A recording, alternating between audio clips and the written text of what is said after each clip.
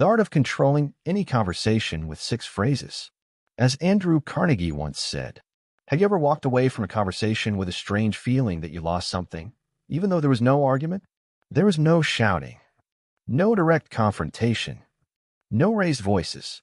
Yet when it ended, you realized you had given in, agreed, or remained silent, even knowing you could have guided the conversation in a completely different way.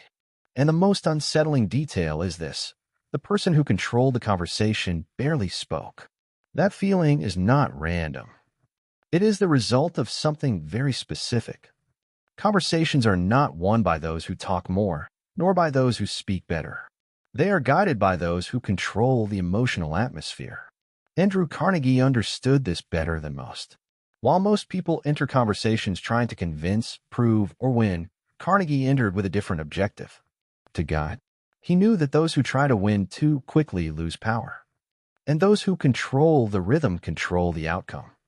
Today, you will understand how this works, and you will learn 6 simple, seemingly harmless phrases that can completely change the direction of any conversation. But it is important to make one thing clear from the beginning. This is not about shouting, dominating, or intimidating. It is about subtle psychological control. And precisely because of that, it works. The first phrase sounds weak to those who do not understand the game. I may be wrong, but this sentence is one of the most powerful ever used in human interaction. When you begin this way, the other person's brain automatically turns off its defensive mode. There is no attack, no direct confrontation, no threat to the ego. And when the ego relaxes, influence enters. Most people start conversations trying to prove they are right. That creates immediate resistance. Carnegie did the opposite. He began by creating space. By saying you might be wrong, you do not lose authority. You gain openness. The other person lowers their guard. They listen. They feel safe. And safety is the ground where influence grows. The second phrase completely shifts the axis of the conversation. Help me understand your point. This question seems simple, but it does something profound. It moves the center of the conversation to the other person. Whoever speaks reveals. Whoever explains exposes themselves.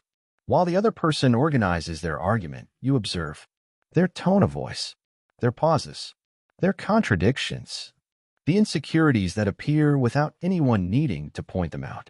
Many times, the person themselves realizes they are not as certain as they thought. You did not attack. You did not interrupt. You did not confront. You simply allowed the other person to reveal themselves.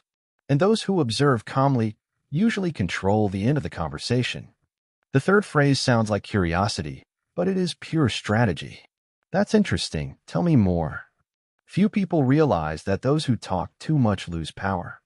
When you encourage someone to keep talking, they go deeper. And the deeper they go, the harder it becomes for them to retreat later. Carnegie used this constantly in negotiations. While the other person spoke, he learned everything he needed to know. Motivations, fears, expectations. Information is silent power. When the moment finally came to speak, he knew exactly where to touch, what to avoid, and which path to guide. The fourth phrase is one of the most sophisticated. What do you think would happen if? This sentence does not assert anything.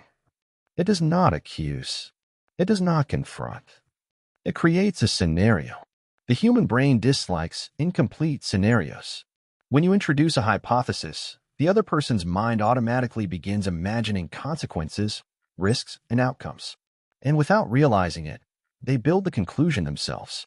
You are not pushing an idea. You are guiding a thought. This kind of question makes the other person feel as though they arrived at the answer on their own. And ideas that feel personal are much harder to reject. At this point, a mental pause is important. These phrases work precisely because they do not appear to be manipulation. They feel like dialogue, respect, genuine interest. But in practice, they control the rhythm of the conversation. And rhythm is power. The fifth phrase acts directly on the emotional field. That makes sense. Every human being seeks validation. To be understood. To be acknowledged.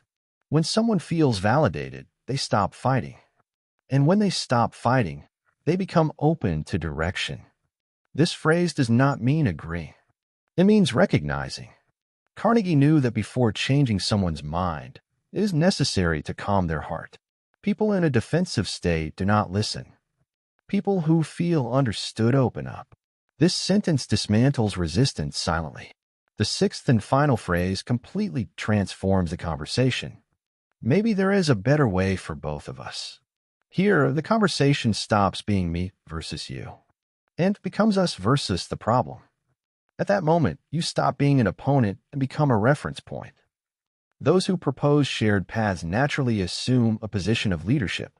This phrase creates collaboration where there was tension, alignment where there was conflict. And the most interesting part is that it imposes nothing. It invites. Now comes the part almost no one accepts. Most people lose conversations because they want to win quickly. They want to prove. They want to win. They want to be right. Carnegie won because he had patience. He understood that whoever controls emotion controls decisions. These 6 phrases work in any environment. At work, in negotiations, in family conflicts, with clients, with difficult people. But there is one absolute rule. Never use this to humiliate. Humiliated people resist. Respected people cooperate. This is not a moral issue. It is a strategic one. Well-guided conversations do not leave wounds. They leave doors open. And here is the final point, the most important of all. Those who control the conversation do not need to raise their voice. They do not need to convince. They do not need to justify themselves. They simply guide. The next time you enter an important conversation, pay less attention to what you will say and more attention to how the atmosphere is being shaped. Because those who learn to guide conversations do not dominate people. They dominate the environment. And that changes everything.